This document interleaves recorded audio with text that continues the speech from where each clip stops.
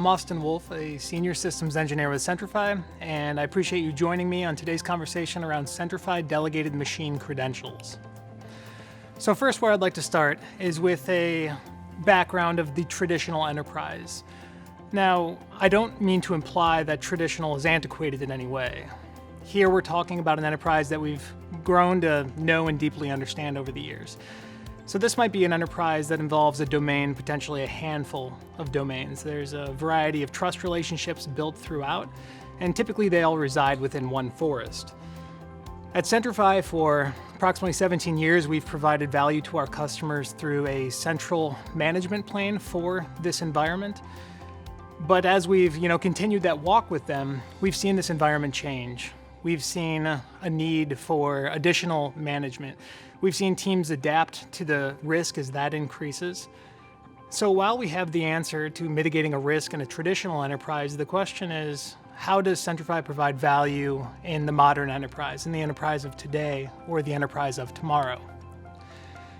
So the identity, this might seem a bit more antiquated. It really depends on how your organization manages identity.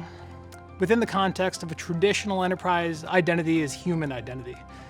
So whether that's an end user, an administrative user, regardless, it's a person who requires some level of corporate identity so that they can interact with systems and assets on the network.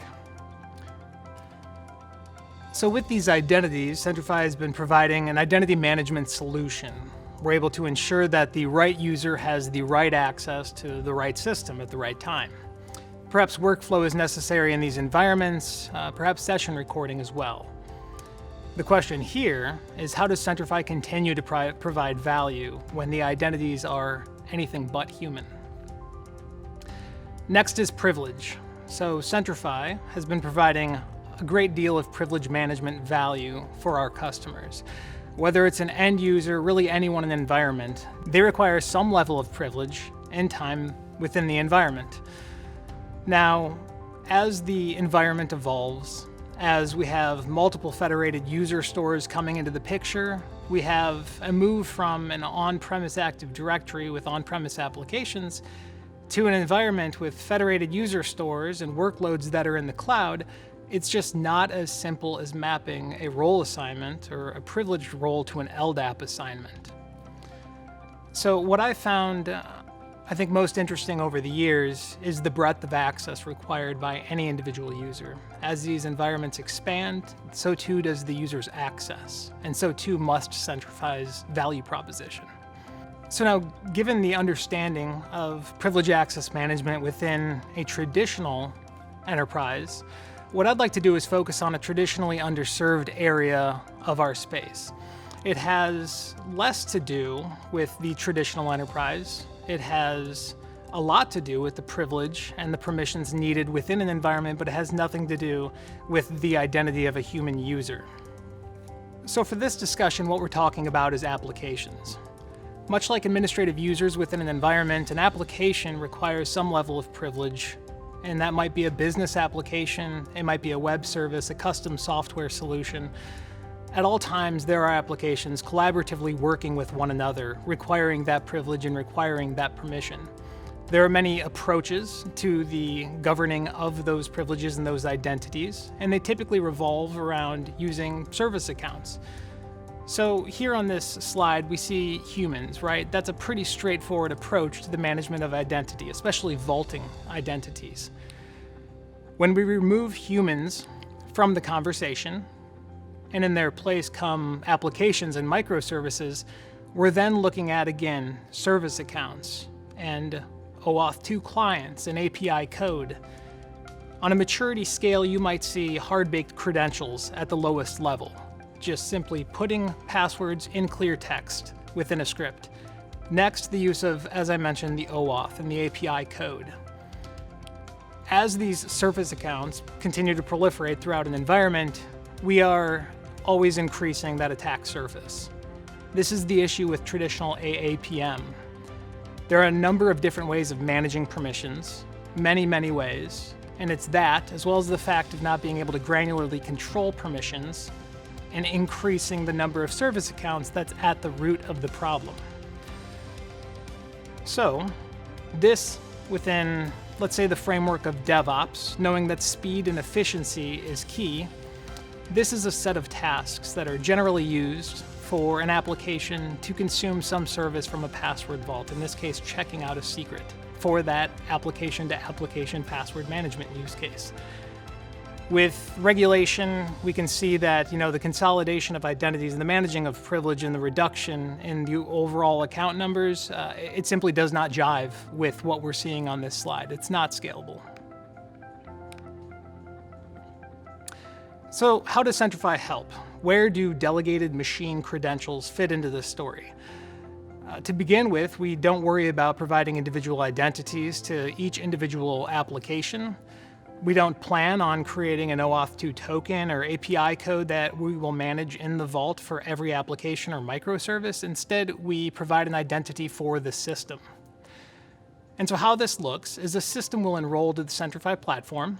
Once enrolled, it's provided a unique identity, and then subsequently it's issued unique credentials. And at this point, we consider this to be the establishment of strong trust between the system and the platform. We then have applications and services, various workloads on the server that can use that delegated machine credential to consume services from the password vault. What this is more often than not is the checkout of a secret, the checkout of a managed credential. At that point, applications can obtain an OAuth 2 bearer token for subsequent calls so that they can go about their tasks with privilege and with security. So with that, having talked about speed and efficiency, the ability to narrow the scope of access for an application, how to use delegated machine credentials, let's pop over into the Centrify platform and we'll walk through that enrollment and we can show how we govern those permissions. So here within the Centrify platform, we see a collection of systems. We have some that are in AWS, some reside in my own lab. Regardless of where they live, I have access to those systems. Now, what we'd like to do is onboard another system. You can see we have 5 AWS systems as of this point. As we look at this system, what we plan to do is first enroll this system. So there's a client that lives on this system. We can request information from that client with cinfo. This reports that the system is not enrolled in the identity platform. So in order to enroll that system, we can use a command such as this. So a few important bits of information here.Cenroll is calling that enrollment. I'm defining what tenant, which happens to be my own Centrify platform, and providing a code. And it is by this code that we can achieve scale through automation. We can use this code, share this code. It can be time-based, used across the environment, or one time. Here we can see that I have features and none enabled, but I've also provided a name for my server. So we'll go ahead and execute this command. And we can see, as simple as that, it is enrolled. Another quick check with cinfo shows some statistics, so online and connected. Let's jump back into the Centrify Vault and take a look at that system. Now here within the Centrify Vault, we see AWS DMC server. By drilling down into that server a bit more, we can take a look at the client profile, which is going to give us some information regarding the use of delegated machine credentials. In this case, we have 3 features. We have application-to-application password management. We have the ability to authenticate to this system via our platform identity. And we have delegated machine credentials, none of which were enabled. I can do that here with a simple click on DMC. I can define the scope, enter a name, which is for my own reference. Perhaps we'll call that checkout password, and then add some regex. You can see that while this is feature-rich, it's quite cumbersome. What we need to do is ensure that this can be done at scale. So before we unenroll this system and go about doing this in a more automated fashion, we also want to pay attention to the service account.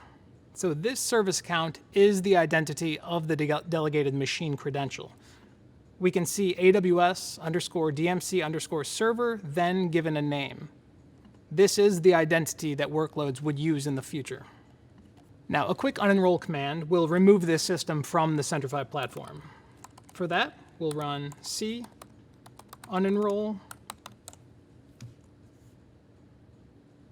And we can see that the system has been unenrolled. So this time, let's re-enroll, but let's enable a few of the additional features. Now in this case, you see that I've done much the same. I've said see enroll, I've defined or declared my tenant. Here I've enabled application-to-application password management, as well as delegated machine credentials. But this is the interesting thing. We can define the scope. So here the scope is the ability to password checkout only. And we've also defined the scope to a simple Redrock query. Again, I've identified that system by name so that it can be easily found within the platform. This time when we enroll it, we'll see the agent has started just the same, enrollment is complete. And this time when running cInfo, everything appears the same. But let's take a look inside of the platform.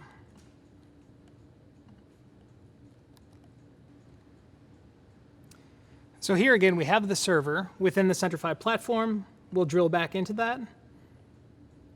Going to client profile, we now see that both of those features have been enabled. We have AAPM and DMC enabled, as well as the scope defined. So seeing this with one command, we've provided a DMC, a digital identity, to the system, and we've now set it up for the retrieval of a password from the Centrify platform. So let's jump back to the system and perform that password checkout. So with a simple command, we can go ahead and query the identity of a saved credential that we hope to call. So here we see that we're calling the Centrify command line interface. We're performing a Redrock query, and we're needing to identify the ID of the vaulted account user DMC demo admin. When we run this command, we'll see that an identity is returned. So what we need to do is take this identity here and retrieve the credential associated with it.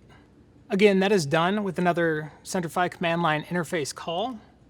Seen here, we're attempting to check out the password from the platform with that identity, beginning in 8.8, ending in 1.3 alpha, as we were provided previously.